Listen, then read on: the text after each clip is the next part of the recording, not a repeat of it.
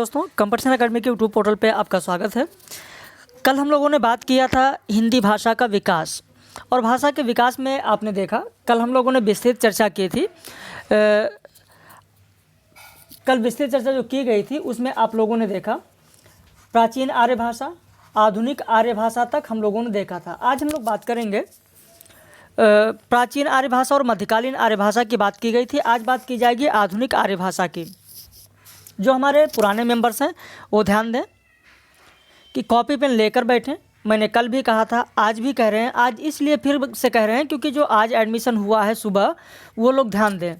जैसे दीपक हैं, तनिष्का हैं, रोहित हैं, अनामिका, वर्तिका, आकांक्षा, ये लोग कॉपी पेन लेकर बैठें ताकि जो भी चीज़ें बताई जाएँ उन्हें आप लिख सकें। अगर चीज़ों को आप लिखेंगे नहीं तो चीज़ें आपको याद नहीं रहेंगी। अभी आपको वीडियो लेक्चर मिल रहा है, फिर रात में 9 बजे लाइव क्लास होगी, और लाइव क्लास में वही प्रश्न शामिल किए जाएंगे जो आज आप वीडियो देख रहे हैं। आधुनिक आर्य भाषा की जो बात कर रहे हैं हम लोग, इसी से संबंधित रात में 9 बजे प्रश्नोत्तरी होगी। तो चलिए शुरू करते हैं हम लोग आधुनिक आर्य भाषा, और उसी के तहत बोलियां और उपबोलियों की भी बात हम लोग करेंगे। यदि आप नए हैं चैनल पर, आज का भी वीडियो पब्लिक है, क्योंकि जब भी नया बैच शुरू किया जाता है तो 2 वीडियो पब्लिक किया जाता है। पहला वीडियो कल का पब्लिक हुआ था और आज का ये वीडियो आपका पब्लिक हो रहा है, आप देख रहे हैं। तो यदि आप नए हैं तो चैनल को सब्सक्राइब कर लीजिए। हमारे नए बैच में जुड़ना चाहते हैं तो क्या फ़ीस होगी, क्या आपको मैटर मिलेगा, ये सारी जानकारी आप इस दिए गए नंबर पर फ़ोन करके या व्हाट्सएप करके आप प्राप्त कर सकते हैं। तो चलिए हम लोग शुरू करते हैं आधुनिक आर्य भाषा। इसका समय लगभग 1100 ईस्वी से अभी तक माना जाता है। इसमें कई क्षेत्रीय भाषाएं शामिल हैं। हिंदी एक आधुनिक आर्य भाषा है जिसका विकास संस्कृत से हुआ है। हिंदी के विकास को 3 चरणों में विभाजित कर अध्ययन किया जाता है: प्राचीन हिंदी, मध्यकालीन हिंदी और आधुनिक हिंदी। मैंने आप लोगों को बताया था, आप लोगों को याद भी होगा, प्राचीन हिंदी की अगर बात करें तो इसको पुरानी हिंदी नाम किसने दिया? कल रात की प्रश्नोत्तरी में भी मैंने शामिल किया था। प्राचीन हिंदी को पुरानी हिंदी भी कहा जाता है, प्रारंभिक हिंदी भी कहा जाता है। पुरानी हिंदी नाम चंद्रधर शर्मा गुलेरी ने दिया। ये पूरा विस्तृत मैंने कराया है, कल मैंने आपको बताया भी है प्रश्नोत्तरी में। तो जो आज सुबह में एडमिशन हुई है, ध्यान दें, दीपक, तनिष्का, रोहित, अनामिका, वर्तिका और आकांक्षा, ये लोग ज़रूर ध्यान दें। जो कल का लेक्चर है वो भी आपका नहीं छूटेगा। अभी वीडियो के बाद आपको वो भी हम सेंड कर दे रहे हैं, और आज का लेक्चर तो आपको मिल ही रहा है। कॉपी पेन लेकर बैठें, चीज़ों को लिखते चलें। जो भी नई चीज़ बताई जाए इस PDF में नहीं है उसे आप लिखते चलें। तो शुरू करते हैं पुरानी हिंदी, हिंदी की उपभाषाएं व बोलियां। पुरानी हिंदी अपभ्रंश तथा आधुनिक आर्य भाषाओं के बीच की कड़ी है। इस भाषा का काल 13वीं-14वीं शताब्दी का है।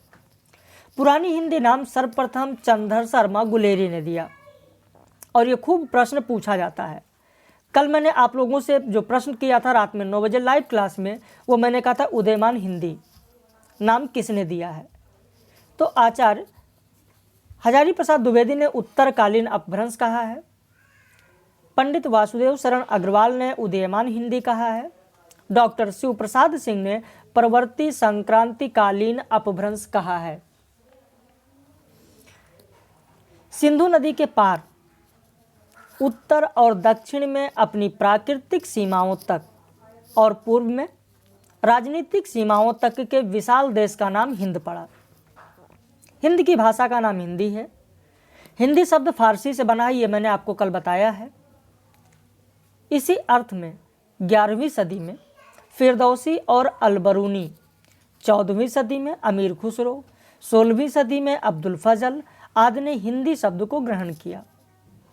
संस्कृत के पंचतंत्र का अनुवाद कारला दमना की भूमिका में लिखा है कि यह पुस्तक हिंदी से अरबी में अनुदित हुई है। हिंदी और हिंदवी का अर्थ एक ही है। हिंदी की व्युत्पत्ति हिंद से हुई और हिंदवी की हिंदू से। तो हिंद, हिंदी, हिंदू, हिंदवी, हिंदुस्तान आदि नाम मुसलमान आगंतुकों द्वारा दिया गया। बाद में मध्य देश की ही भाषा को हिंद कहा जाने लगा।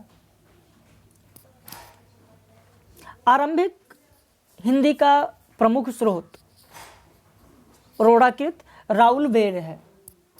इसके अलावा कुछ विद्वान स्रोत के रूप में सरहपा, कन्हपा, पुष्पदंत, स्वयंभू की रचनाएं, विद्यापति के कुछ पद, मुल्ला दाऊद का चंदायन, अमीर खुसरो के कुछ छंद को भी शामिल किया गया है। पुरानी हिंदी के शब्द उकारांत होने लगे, इसलिए इसे उकार बहुला माना गया है। यानी पुरानी हिंदी को उकार बहुला भाषा कहा जाता है। ध्यान रखना, उकार बहुला भाषा। यह प्रारंभिक हिंदी एक समूह भाषा है जिसमें वर्तमान हिंदी की बोलियां समाहित हैं। भाषा वैज्ञानिकों ने भाषा और बोली के बीच एक वर्ग को स्वीकार किया जिसे उपभाषा के नाम से जाना जाता है। अब आपके दिमाग में सवाल उठता होगा कि आखिर भाषा, बोली और उपभाषा में क्या फ़र्क है। अगर संक्षेप में यहाँ बात करें तो भाषा उसे कहा जाता है जिसमें बोलना और लिखना दोनों संभव हो। यानी जिसे बोला भी जाता हो और लिखा भी जाता हो उसे कहते हैं भाषा। लेकिन जिसे सिर्फ बोला जाता हो, बाकी उसमें लिखा ना जाता हो, उसे कहते हैं बोली। और उपभाषा उसे कहते हैं न बोलना और ना ही लिखना जिसमें संभव हो, उसे कहते हैं उपभाषा। विकास क्रम की दृष्टि से देखें तो अब ये आपके लिए बहुत ही महत्वपूर्ण है। हर परीक्षा में आप देखेंगे, हर परीक्षा में पूछा जाता है कि राजस्थानी हिंदी का विकास किससे हुआ, या पश्चिमी हिंदी उपभाषा का विकास किससे हुआ, पूर्वी हिंदी उपभाषा का विकास किससे हुआ, बिहारी हिंदी उपभाषा का विकास किससे हुआ, या पहाड़ी हिंदी उपभाषा का विकास किससे हुआ। इनमें से ज़्यादातर जो प्रश्न पूछे जाते हैं वो 2, 3, 4 इन्हीं से पूछे जाते हैं, यानी सौरसैनी प्राकृत, अर्धमागधी प्राकृत और मागधी प्राकृत। ज़्यादातर प्रश्न आप देखेंगे तो यहीं से पूछे जाते हैं। सौरसैनी से पश्चिमी हिंदी का विकास हुआ, अर्धमागधी से पूर्वी हिंदी का विकास हुआ और मागधी से बिहारी हिंदी का विकास हुआ। तो कभी कभी ये विकास क्रम भी पूछ लिया जाता है। प्राकृत, अपभ्रंश और फिर हिंदी उपभाषा, तो ऐसे भी प्रश्न पूछे जाते हैं, तो इन्हें आप लोग जरूर ध्यान रखिएगा। अब हिंदी भाषा की बात करें तो हिंदी भाषा में आप देखेंगे 5 उपभाषाएं हैं। अभी 5 उपभाषाएं आपने देखा। 5 उपभाषाएं कौन कौन सी हैं? तो 5 उपभाषाओं में आपने देखा राजस्थानी, बिहारी, पहाड़ी, पश्चिमी और पूर्वी हिंदी। इसके अलावा थोड़ा सा हम आपको लेकर चलेंगे आधुनिक आर्य भाषा में डॉक्टर सुनीत कुमार चटर्जी की ओर। डॉक्टर सुनीत कुमार चटर्जी ने ग्रियर्सन के वर्गीकरण की आलोचना ध्वनिगत और व्याकरणगत आधारों पर करते हुए अपना वैज्ञानिक वर्गीकरण प्रस्तुत किया। डॉक्टर सुनीत कुमार चटर्जी ने, लिख लीजिए कॉपी में, कॉपी पेन आप लोगों के पास होगा ही।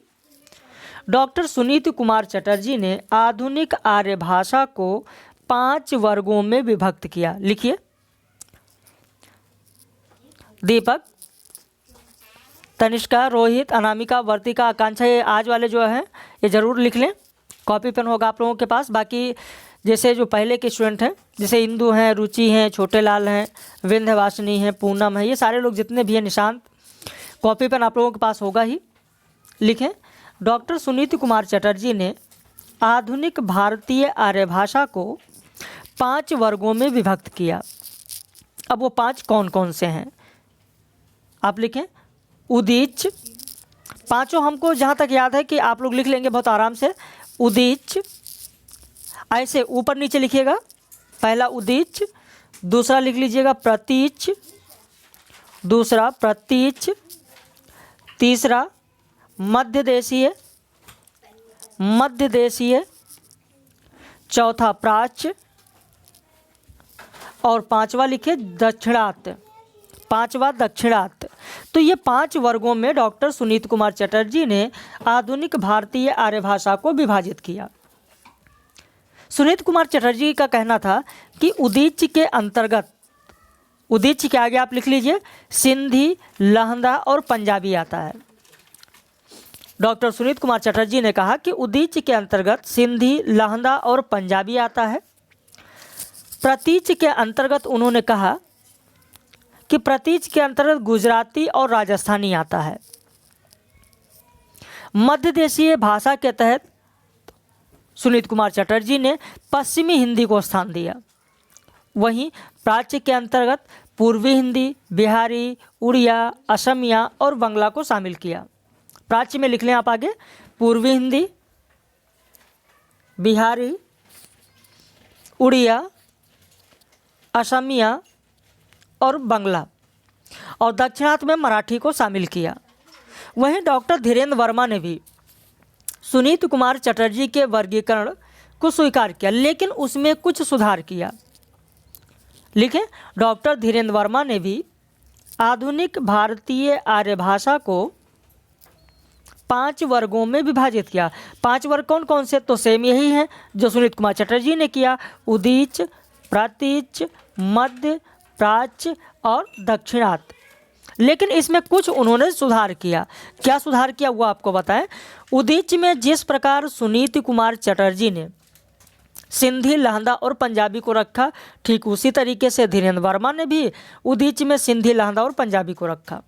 लेकिन सुनीत कुमार चटर्जी ने प्रतीच में राजस्थानी और गुजराती को स्थान दिया है, जबकि डॉक्टर धीरेन्द्र वर्मा ने प्रतीच में सिर्फ गुजराती को रखा है, राजस्थानी को नहीं। राजस्थानी को धीरेन्द्र वर्मा ने मध्य देशीय में रखा है। मध्य देशीय में राजस्थानी, पश्चिमी हिंदी, पूर्वी हिंदी और बिहारी को स्थान दिया है धीरेन्द्र वर्मा ने। और प्राच्य में उड़िया, असमिया, बंगला को रखा है। दक्षिणार्थ में जैसा सुनीत कुमार चटर्जी ने मराठी को रखा है, ऐसे धीरेन्द्र वर्मा ने भी मराठी को रखा है। तो ये तो बात हो गई सुनीत कुमार चटर्जी की और धीरेन्द्र वर्मा की। इनसे कभी कभी प्रश्न आता है, इसलिए मैंने आप लोगों को यहाँ पर बता दिया है। अब बात कर लेते हैं, ये जो 5 वर्ग हैं, हिंदी भाषा की जो 5 उपभाषाएं हैं, राजस्थानी हिंदी, बिहारी हिंदी, पहाड़ी हिंदी, पश्चिमी हिंदी और पूर्वी हिंदी, इनकी बोलियां कौन कौन सी हैं? तो राजस्थानी हिंदी में बोलियों की संख्या आप देखें तो 4 हैं। मारवाड़ी, मालवी, मेवाती जिसे अहिरवाटी भी कहा जाता है, जयपुरी जिसे हड़ौती भी कहा जाता है। बिहारी हिंदी के तहत 3 बोलियां हैं, भोजपुरी, मगही, मैथिली। पहाड़ी हिंदी के तहत 2 बोलियां हैं, कुमायूनी और गढ़वाली। पश्चिमी हिंदी के तहत 6 बोलियां हैं। ये भी एक बार प्रश्न पूछा गया था कि पश्चिमी हिंदी के तहत कितनी बोलियां हैं, तो 6 बोलियां हैं। ब्रजभाषा, कौरवी जिसे खड़ी बोली भी कहा जाता है, हरियाणवी, कन्नौजी, बुंदेली और दक्कनी। वहीं पूर्वी हिंदी के तहत 3 बोलियां हैं, अवधी, बघेली और छत्तीसगढ़ी। अब इनके बारे में हम लोग विस्तृत बात भी करेंगे कि मारवाड़ी हिंदी क्या है, मारवाड़ी बोली कौन सी होगी, मालवी कौन सी होगी, मेवाती कौन सी होगी, जयपुरी कौन सी होगी। ऐसे भोजपुरी, मगही, मैथिली की भी बात करेंगे, अवधी, बघेली, छत्तीसगढ़ी की भी बात हम लोग करेंगे। तो चलिए शुरू करते हैं सबसे पहले राजस्थानी हिंदी से। लेकिन उससे पहले थोड़ी सी चीज़ हम लोग और जान लेते हैं, फिर आगे बढ़ते हैं। उपरोक्त भाषाओं में पहाड़ी हिंदी को छोड़कर शेष सभी उपभाषाओं का किसी न किसी बोली में अपना साहित्य भी है। यानी ऐसा प्रश्न पूछा जा सकता है कि निम्न में से कौन सी उपभाषा है जिसमें कोई भी साहित्य प्राप्त नहीं है? तो सिर्फ आप देखेंगे कि पहाड़ी हिंदी को छोड़ दिया जाए तो बाकी सभी उपभाषाओं में साहित्य आपको मिलता है, सिर्फ पहाड़ी हिंदी के अलावा। राजस्थानी हिंदी में आप देखेंगे मारवाड़ी और जयपुरी में साहित्य मिलता है। पश्चिमी हिंदी में अगर देखें तो ब्रजभाषा और कौरवी में साहित्य मिलता है। पूर्वी हिंदी में देखें तो अवधी में साहित्य मिलता है। बिहारी हिंदी में देखें तो मैथिली में साहित्य मिलता है। डॉक्टर त्रिभुवन सिंह का कहना है कि यथार्थतः हिंदी की व्याप्ति अखंड भारत में हो, इसकी स्पृहा भारतीय संविधान में व्यक्त हो गई। तथापि सत्ता लोलुपता एवं राजनैतिक स्वार्थपरता के कारण संविधान का यह स्वप्न साकार नहीं हो सकता है। अब बात करेंगे राजस्थानी हिंदी की। राजस्थान मध्य देश के निकट होने के कारण, राजस्थानी हिंदी की अगर हम लोग बात करें यहाँ पर, तो आप देखेंगे कि राजस्थान मध्य देश के निकट होने के कारण इस उपभाषा पर सौरसैनी भाषा का प्रभाव दिखाई पड़ता है। राजस्थानी हिंदी उपभाषा टा वर्ग बहुला उपभाषा है। अब ये आपके लिए बहुत ही महत्वपूर्ण है। राजस्थानी हिंदी उपभाषा टा वर्ग बहुला उपभाषा है। टा वर्ग बहुला उपभाषा है। पुल्लिंग और स्त्रीलिंग शब्दों के अंत में बहुवचन आ का प्रयोग होता है। पुल्लिंग एक वचन शब्द के अंत में ओकारांत होता है। ब्रजभाषा के साहित्य में प्रतिष्ठित होने से पूर्व हिंदी प्रवेश में डिंगल साहित्य का बोलबाला था। अब आपके दिमाग में यह सवाल उठता होगा कि आखिर डिंगल क्या है, डिंगल और पिंगल क्या है। कई बार लोग पूछते हैं कि सर डिंगल क्या है, पिंगल क्या है, इसके बारे में बता दीजिए। आपको बता दें कि डिंगल क्या है और पिंगल क्या है। देखिए, डिंगल पश्चिमी राजस्थानी का साहित्यिक रूप है। डिंगल पश्चिमी राजस्थानी का साहित्यिक रूप है। इसका अधिकांश साहित्य चारण कवियों द्वारा रचित है। वहीं अगर पिंगल की बात करें तो पूर्वी राजस्थानी साहित्य का रूप है। इसका अधिकांश साहित्य भाट जाति के कवियों द्वारा लिखित है। साहित्यिक भाषा शैली के लिए डिंगल शब्द का सर्वप्रथम प्रयोग बांकीदास ने कुकवि बतीसी में किया है। पुरुषोत्तम दास के अनुसार डिम धन गल यानी डिंगल, डिम अथवा डमरू की ध्वनि, गल यानी गला या ध्वनि, अर्थात वीर रस की ध्वनि वाला भाषा। अब यहाँ पर इस तरीके से प्रश्न पूछा जा सकता है कि निम्न में से किसने डिंगल को वीर रस की ध्वनि वाली भाषा कहा है। अब यहाँ पर इस तरीके के प्रश्न बनने की संभावना है कि निम्न में से किसने डिंगल को वीर रस की ध्वनि वाली भाषा कहा है। तो आपका उत्तर होगा पुरुषोत्तम दास।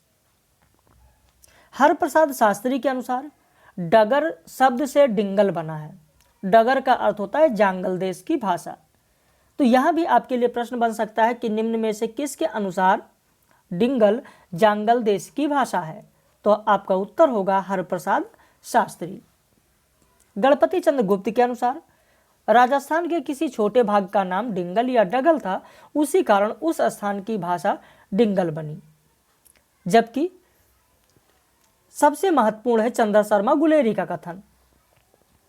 चंद्र शर्मा गुलेरी के अनुसार डिंगल यादृच्छात्मक अनुकरण शब्द है। यह कई बार प्रश्न पूछा गया है, तो इसे आप लोग जरूर ध्यान दीजिएगा। चंद्र शर्मा गुलेरी के अनुसार डिंगल क्या है, तो यादृच्छात्मक अनुकरण शब्द है।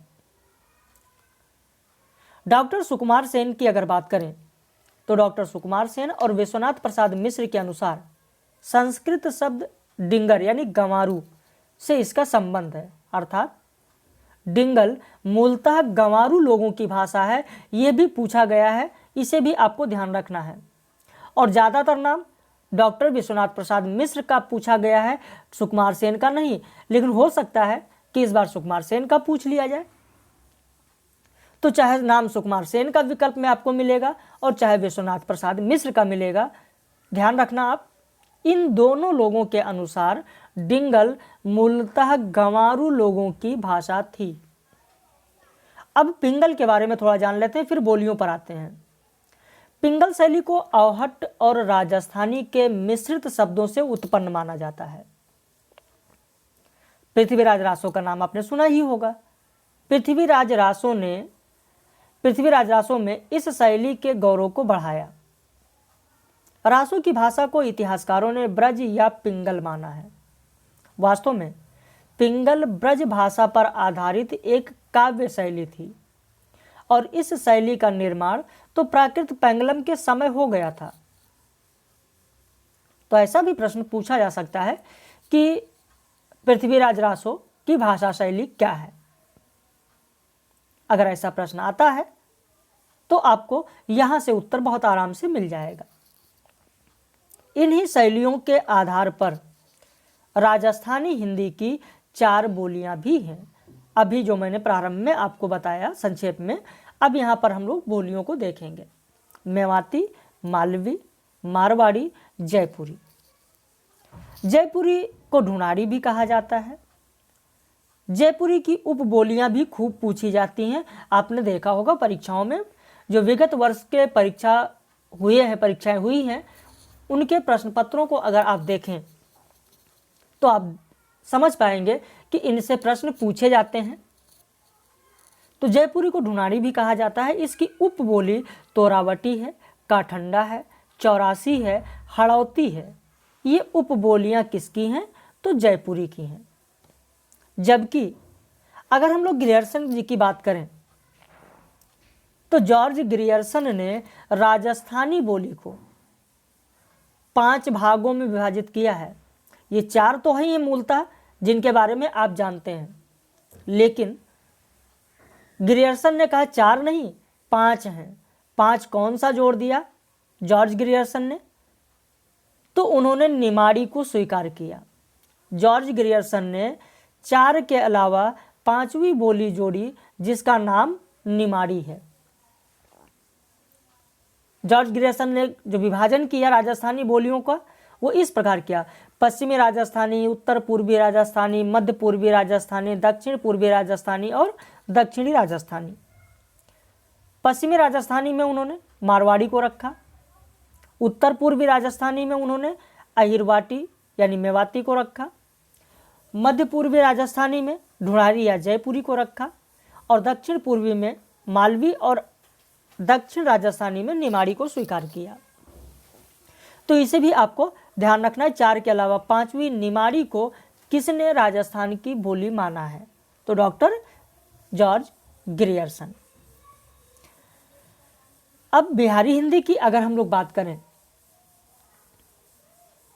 बिहारी हिंदी में 3 बोलियां: भोजपुरी, मगही, मैथिली। भोजपुरी, मगही, मैथिली की अगर हम लोग बात करें तो यहाँ पर आप देखेंगे भोजपुरी, मगही, मैथिली में कि हिंदी बिहार और झारखंड के क्षेत्रों में प्रयुक्त होने वाली बोलियों का समूह है बिहारी हिंदी। और इसमें आप देखेंगे नामकरण को भी लेकर कभी कभी प्रश्न पूछे जाते हैं कि किसका नामकरण किसने किया। कभी कभी प्रश्न आता है नामकरण को लेकर, तो उसे भी आप लोग जरूर ध्यान रखिएगा। भोजपुरी इसीलिए मैं यहाँ पे बता दे रहा हूँ आपको। कॉपी पेन आपके पास होगा ही, आप लिखना चाहें तो लिख लें। भोजपुरी का नामकरण रेमंड ने किया। आप लिख लें, भोजपुरी का नामकरण रेमंड ने किया।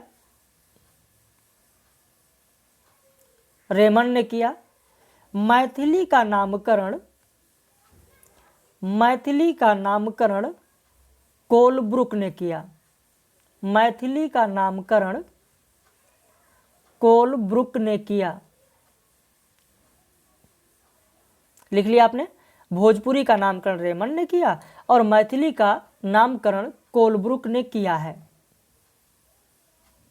बिहारी हिंदी का नामकरण डॉक्टर ग्रियर्सन ने किया है। आप लिख लें, बिहारी हिंदी का नामकरण जॉर्ज ग्रियर्सन ने किया है। जॉर्ज ग्रियर्सन ने किया है। लिख लिया आपने? आगे बढ़े हम लोग।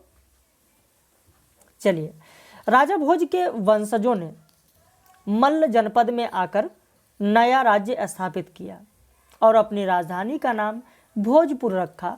वहाँ की भाषा भोजपुरी नाम से जानी जाती है। भोजपुरी हिंदी प्रदेश की सबसे बड़ी बोली है। ठाकुर का विदेशिया अत्यंत लोकप्रिय गीत नाट्य है। यहाँ पर ठाकुर का विदेशिया जो देख रहे हैं, ठाकुर को भोजपुरी का शेक्सपियर भी कहा जाता है। रात में 9 बजे जो प्रश्नोत्तरी होगी, आप देखिए इनसे कौन कौन से प्रश्न बन सकते हैं। कितने प्रश्न बनने की संभावना है उसकी बात हम लोग करेंगे। यानी प्रतिदिन रात में 9 बजे 25 प्रश्नों की लाइव क्लास होती है जो दोपहर में आप लोग पढ़ रहे हो। तो ठाकुर का विदेशिया अत्यंत लोकप्रिय गीत नाट्य है। ठाकुर को भोजपुरी का शेक्सपियर कहा जाता है। पूर्वी गोरखपुर की भाषा को गोरखपुरी और पश्चिमी गोरखपुर की भाषा को सरवरिया कहा जाता है। ये भी आपके लिए बहुत ही महत्वपूर्ण हो सकता है, इसे भी आपको ध्यान रखना है। मगही की बात करें तो मगही बोली गंगा के दक्षिण में शाहाबाद जिले को छोड़कर पूरे दक्षिण बिहार में बोली जाती है। मगही मागधी और मगध की भाषा का आधुनिक नाम है। इसमें लोकगीतों और लोक कथाओं की चर्चा हुई है। प्रदेश में इसका जो उपयोग किया जाता है वो कैथी लिपि में होता है। ये भी आपके लिए महत्वपूर्ण है, इसे भी आप ध्यान रखना, इसीलिए मैंने अंडरलाइन कर दिया है कि मगही बोली किस लिपि में लिखी जाती है या मगही बोली में किस लिपि का प्रयोग होता है। तो मगही बोली में कैथी लिपि का प्रयोग होता है, इसे आप ध्यान रखिएगा। मैथिली यानी मिथिला जो कि वैशाली, विदेह, अंग इनका सम्मिलित रूप है मैथिली या मिथिला, और वहाँ की भाषा यानी वैशाली, विदेह और अंग की भाषा मैथिली है या वहाँ की बोली मैथिली है। इस बोली के प्रसिद्ध कवि विद्यापति हैं जिन्हें मैथिल कोकिल के नाम से जाना जाता है। विद्यापति के बारे में हम लोग विस्तृत बात आगे करेंगे। जब आदिकाल आप करेंगे तो वहां पर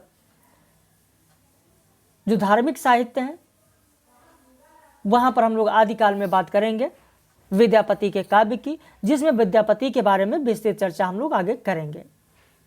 अब बात करते हैं पहाड़ी हिंदी की।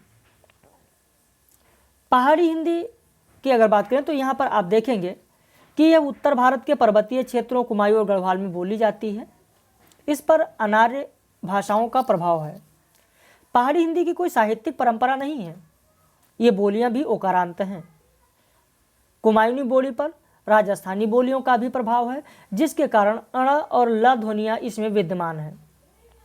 इस भाषा पर कौरवी के प्रभाव से अल्प प्राणीकरण की प्रवृत्ति विकसित हुई। इस बोली में सहायक क्रिया के रूप में छ का प्रयोग होता है। आप जानते हैं जैसे नेपाली लोग जितने भी हैं वहां पर भी आप देखो कुमायूनी गढ़वाली का पूरा प्रभाव है, छ का प्रयोग करते हैं। नेपाली लोग जो भी बोलते हैं, जितना भी बोलते हैं, आप देखिए क्रिया के सहायक क्रिया के रूप में छ का प्रयोग करते हैं।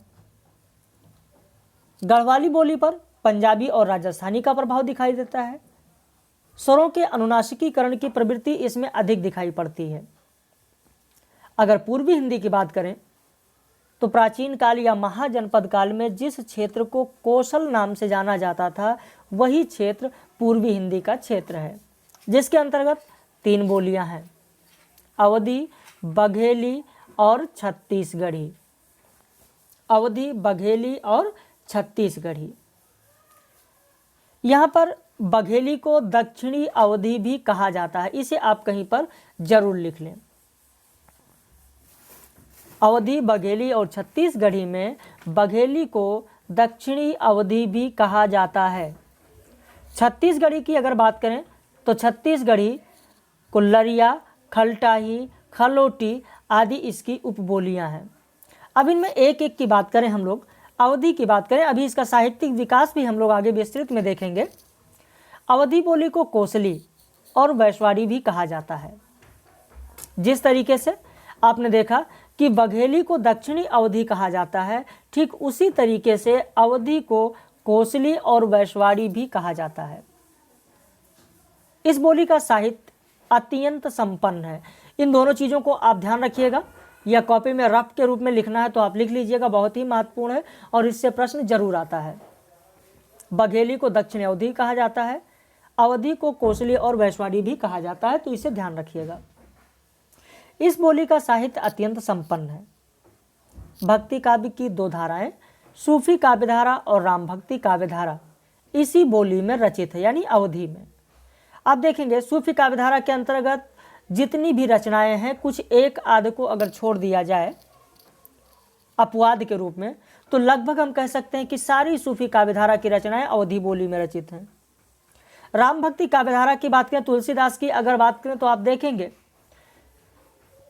अगर अपवाद के रूप में कुछ छोड़ दिया जाए तो लगभग हम कह सकते हैं कि सभी रचनाएं अवधी में हैं। तो भक्ति काव्य की दो धारा है, सूफी काव्यधारा और राम भक्ति काव्यधारा की रचनाएं इसी बोली में रचित हैं। तुलसीदास और मलिक मोहम्मद जायसी इस बोली के महान कवियों में हैं। बघेली की अगर बात करें, तो यहां पर जो हम लोग अवधी की बात कर रहे थे, तो इसको मैंने आपको कोसली और वैश्वाड़ी बता दिया है। यहां पर एक चीज और लिखना चाहें, उपबोली लिखना चाहें तो आप लिख लें कॉपी में, अवधी की उपबोलियां, अवधी की उपबोलियां लिखिए। जोलहा, अवधी की उपबोलियां लिखिए, कॉपी पेन आपके पास होगा ही होगा। जोलहा, गहोरा, गहोरा, गहोरा और जूडर, जूडर, ऐसे ये तीन उपबोलियां हैं अवधी की। जोलहा, गहोरा और जूडर अवधी की बोलियां हैं। अब बात करते हैं हम लोग बघेली की। बघेली बोली का केंद्र रीवा है। रीवा है।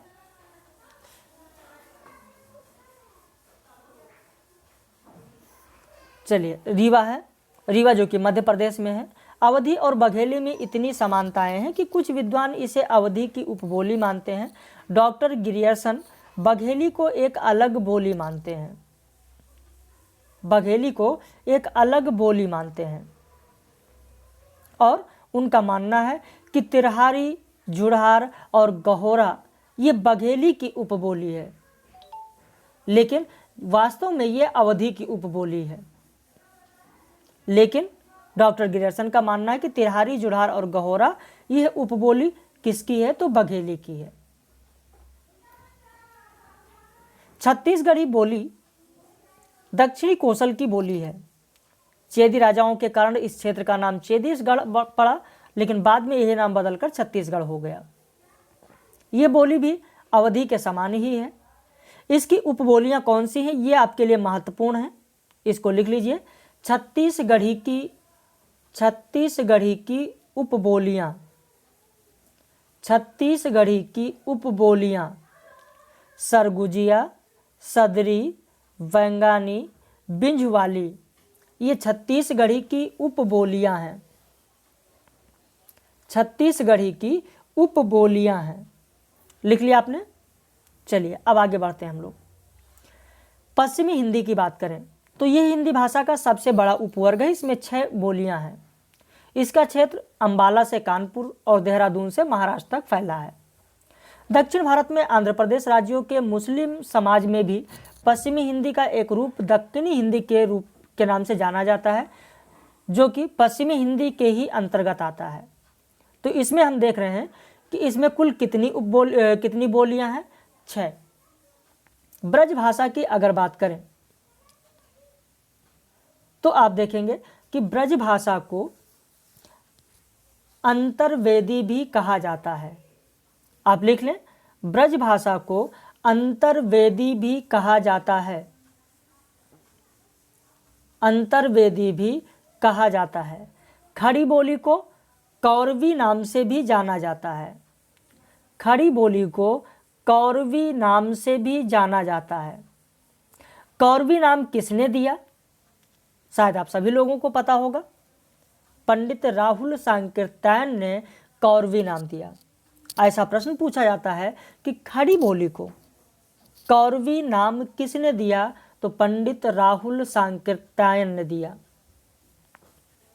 बुंदेली को बुंदेलखंडी भी कहा जाता है। कन्नौजी की बात करें तो कन्नौजी को कन्नौजी नाम से ही जाना जाता है। हरियाणवी की बात करें तो हरियाणवी को बांगरू कहा जाता है। हरियाणवी को बांगरू कहा जाता है। देशवाली कहा जाता है। आप लिख लें, हरियाणवी को बांगरू और देशवाली भी कहा जाता है। बाकी दक्षिणी हिंदी को तो दक्षिणी हिंदी ही केवल कहा जाता है।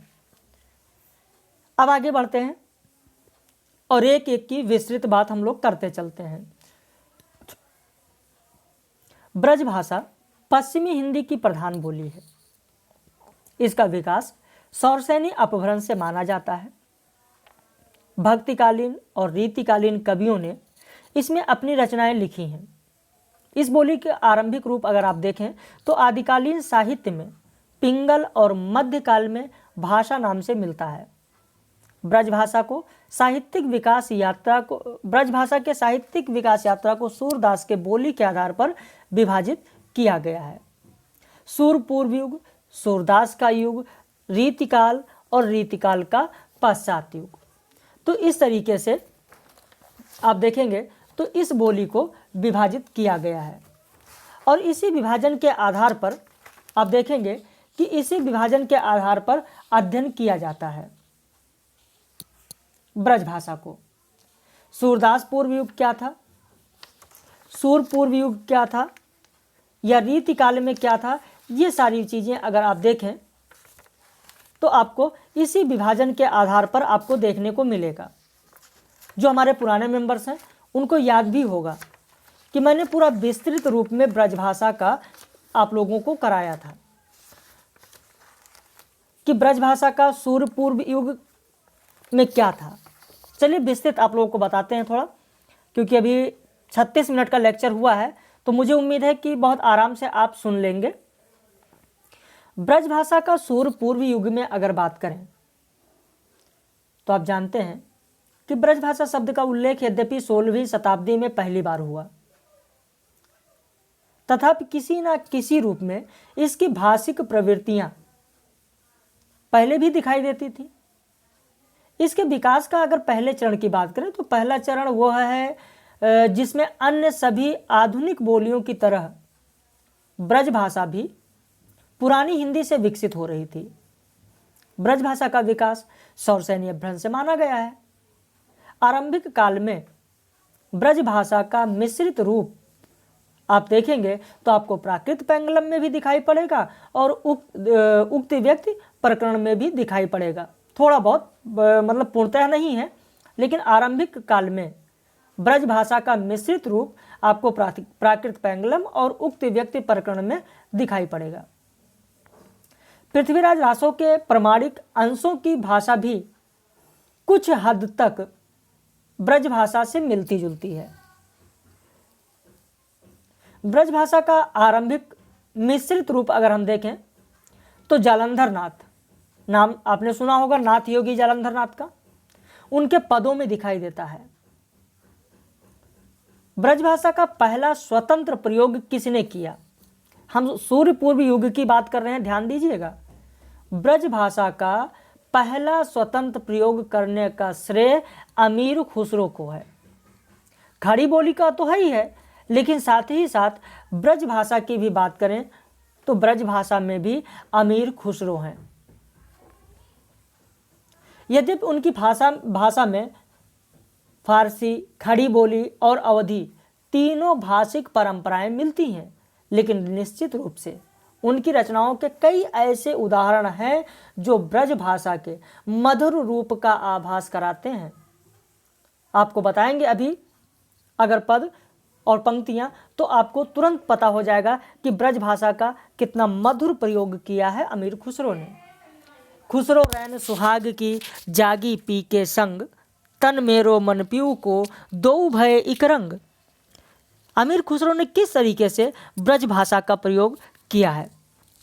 ब्रज भाषा के मधुर रूप का आभास अगर देखें तो सूर पूर्व युग में अमीर खुसरो की पंक्तियों में मिलता है और कहा है कि मेरा मोह से सिंगार करावत, मेरा मोह से सिंगार करावत, आगे बैठ के मान बढ़ावत, वासे चिक्कन न कोऊ दिशा, क्यों सख साजन ना सख सीसा। तो ये किसने कहा है? अमीर खुसरो की पंक्तियां हैं। आप देखेंगे ब्रज भाषा का मधुर आभास आपको सूर्य पूर्व युग में भी देखने को मिलेगा। सूरदास के आगमन से पहले कुछ और भी कवियों ने ब्रजभाषा का प्रयोग किया है, ऐसा नहीं कि केवल अमीर खुसरो ने ही किया है। जैसे सुधीर अग्रवाल का नाम आपने सुना होगा। सुधीर अग्रवाल ने प्रद्युम्न चरित्र की रचना की। महाराष्ट्र के संत नामदेव का नाम सुना होगा, नामदेव ने भी कुछ पदों की रचना की। विष्णुदास ने रुक्मणी मंगल में भी आप देखेंगे कि जो लिखा है उन्होंने पद, वहाँ पर भी आपको ब्रजभाषा का आरंभिक स्वरूप देखने को मिल जाएगा। सिखों के पहले गुरु नानक देव से लेकर 5वें गुरु अर्जुन देव तक इन लोगों ने भी ब्रजभाषा की शैलियों का प्रयोग किया है मिश्रित रूप में, यानी पंजाबी मिश्रित ब्रजभाषा इनकी भाषा को कहा जा सकता है। वहीं सूरदास का युग की अगर बात करें, कुछ लोग सोच रहे होंगे कि सर तो बताते ही जा रहे हैं, ऐसे कैसे याद होगा। भाई अगर आप ऑफलाइन क्लास में बैठे होते तो भी ये चीज़ें ऐसे समझाई जाती, आपको बताई जाती और ऐसे आप आराम से सुनते। जो चीज़ें लिखाने वाली हैं वो मैं आपको लिखाते चल रहा हूँ, जो पीडीएफ से समझाने वाली वो पीडीएफ से समझाते चल रहे हैं, और जो ऐसे समझाने वाली है ओरली, जैसा कि आप क्लास में सुनते हैं लेक्चर, ठीक उसी तरीके से यहाँ भी आपको समझाया जा रहा है। तो मुझे नहीं लगता है कि ऑनलाइन और ऑफलाइन में कोई बहुत ज़्यादा फ़र्क होगा। मुझे तो ये आभास हो रहा है कि आप मेरे सामने बैठे हैं और मैं आपको समझा रहा हूँ। तो सूरदास पूर्व युग में आपने देखा, अमीर खुसरो को देखा, उसके अलावा सुधीर अग्रवाल को देखा, कई पहले सिख गुरु से लेकर 5वें सिख गुरु तक देखा। इन लोगों ने भी ब्रजभाषा का प्रयोग किया, यानी ब्रजभाषा का आधुनिक प्रारंभिक स्वरूप आपको देखने को मिला। लेकिन सूरदास के युग की अगर बात करें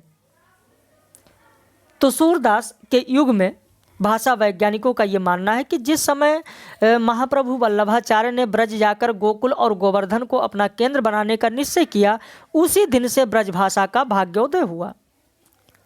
वल्लभाचार्य के पुत्र विट्ठलनाथ ने अष्टछाप की स्थापना की, जिससे सूरदास के अलावा 7 अन्य कवियों को शामिल किया गया उसमें, और सारा कृष्ण भक्ति काव्यधारा ब्रजभाषा में ही रचा गया।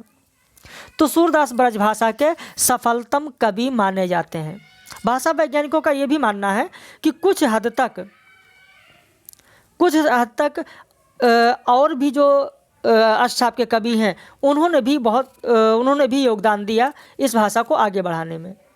तो जैसा कि आप जानते हैं कि जायसी और तुलसी को पाकर अवधि धन्य हो गई, उसी प्रकार सूरदास को पाकर ब्रजभाषा धन्य हो गई। यानी ब्रजभाषा के सफलतम कवि सूरदास, अवधि के सफलतम कवि जायसी और तुलसी। उसी प्रकार तो यहाँ आपने देखा कि किस प्रकार से अवधि के प्रमुख कवि कौन है या सफलतम कवि कौन है और ब्रजभाषा के सफलतम कवि कौन है, तो दोनों को आपने अलग अलग देखा। सूर ने ब्रजभाषा में लगभग 1.25 लाख पदों की रचना की। सूर की भाषा का महत्व इस बात में है कि वो कई क्षेत्रों से जुड़ी होकर भी एकदम स्वाभाविक है, और काव्य भाषा ब्रजभाषा का आरंभिक उदाहरण देते हुए आगे चलती है। आचार्य रामचंद्र शुक्ल जी ने कहा भी है, आचार्य रामचंद्र शुक्ल ने कहा कि चलती हुई ब्रजभाषा में सबसे पहली साहित्यिक कृति इन्हीं की मिलती है, जो अपनी पूर्णता के कारण आश्चर्य में डाल देती है। सूरसागर किसी पहले से चली आती हुई परंपरा का, चाहे वो मौखिक रही हो, पूर्ण विकास सा जान पड़ता हो, चलने वाली परंपरा का मूल रूप नहीं है। सूर की भाषा सिर्फ आरंभिकता की दृष्टि से महत्वपूर्ण नहीं है, गुणवत्ता की दृष्टि से भी उनकी भाषा इतनी सफल रही कि आचार्य शुक्ल को कहना पड़ा कि यह रचना इतनी प्रगल्भ और कलापूर्ण है कि आगे आने वाले कवियों की श्रृंगार और वात्सल्य की उक्तियां सूर की जूठी सी जान पड़ती हैं। तो खैर इतना ज़्यादा विस्तृत में हम लोगों को चलने की ज़रूरत नहीं है। कुछ लोग सोचते होंगे कि सर पूरा सूरदास और रीतिकाल इनको लेकर चल रहे हैं।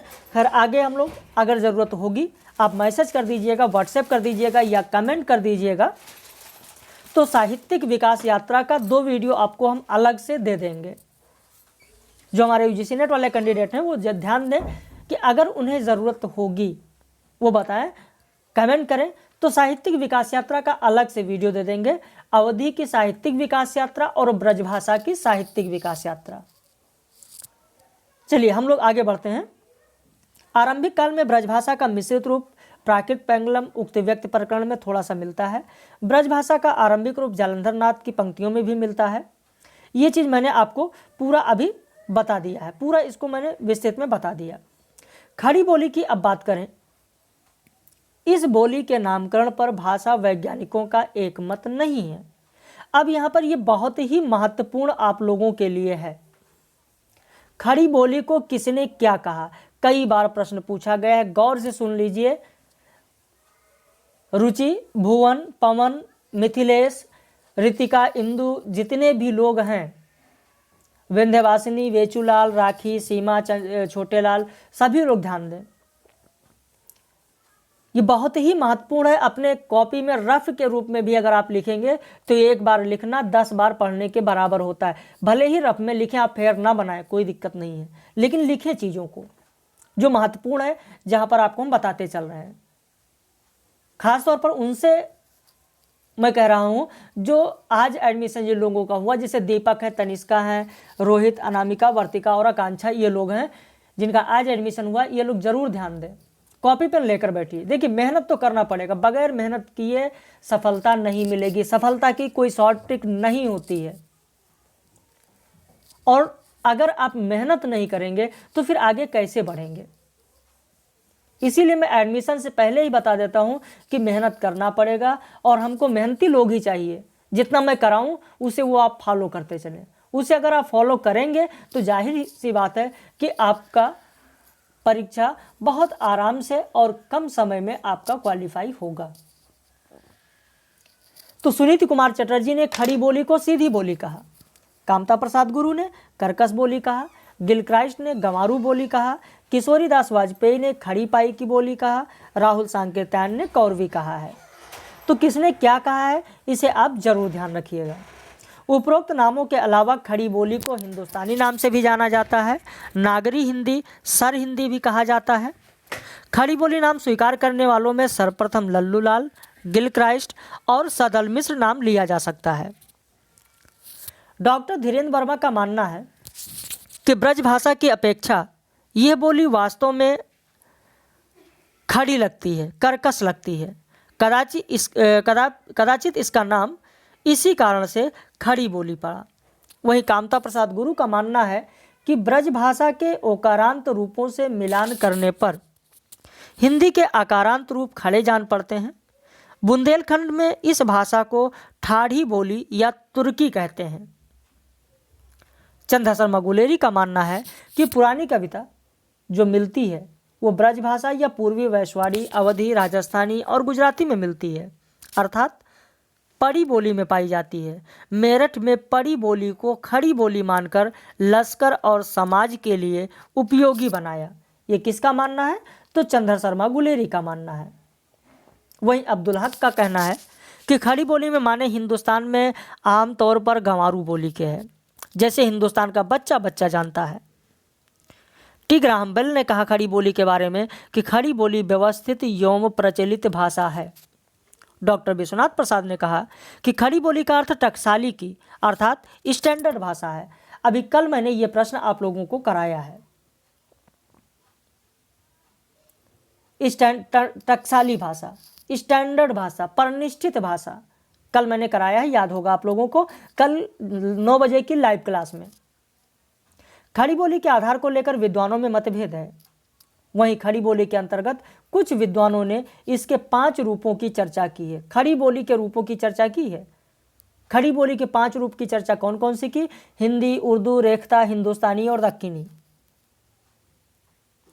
हरियाणवी की अब अगर बात करें तो हरियाणवी को बांगरू नाम से भी जाना जाता है। अभी मैंने आपको हरियाणवी के बारे में बताया है कि हरियाणवी को और किस नाम से जाना जाता है, आप लोगों को मैंने अभी बताया है। तो बांगरू नाम से जाना जाता है। यह नाम किसने दिया? हरियाणवी को यह नाम जॉर्ज ग्रियर्सन ने दिया है। कुछ विद्वानों ने इसे दसानी भी कहा है। इसे जाटू और चमरवा बोली भी कहते हैं।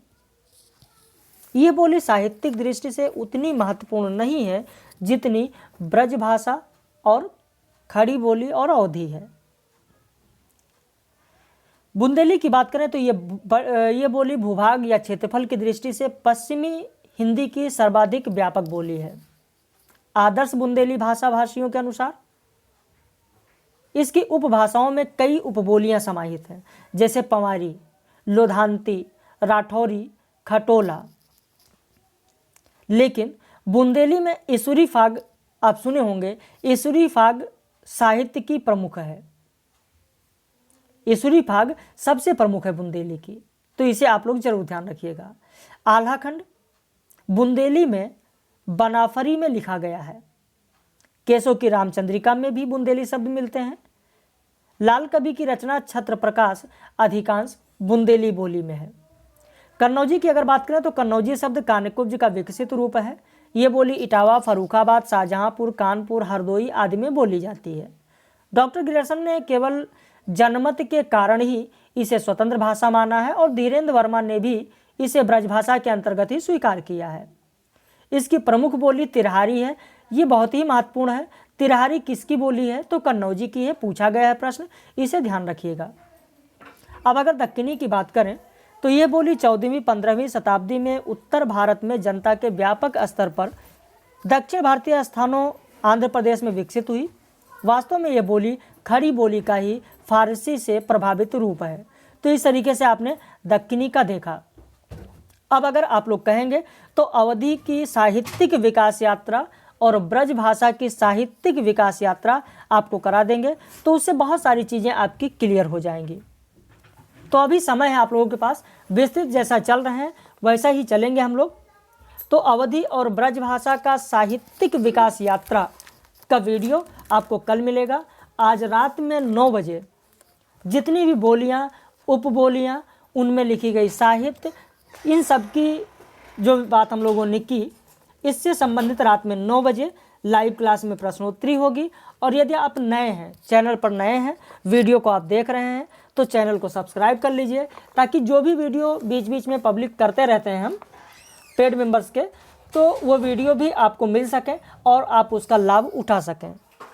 या आप हमारे साथ पेड बैच में जुड़ना चाहते हैं तो क्या फीस होगी, आपको क्या मैटर मिलेगा, ये सारी चीज़ जो ऊपर हमारा नंबर लिखा हुआ है उस पर आप फ़ोन करके पूरी जानकारी ले सकते हैं। नंबर है 80 52 58 400 ये देखिए नंबर ऊपर लिखा होगा। इसी नंबर पर आप फ़ोन कर लीजिए या व्हाट्सएप कर लीजिए, आपको सारी जानकारी पूरी विस्तृत रूप में बता दी जाएगी। तो चलिए हम लोग फिर मिलते हैं रात में 9 बजे लाइव क्लास में।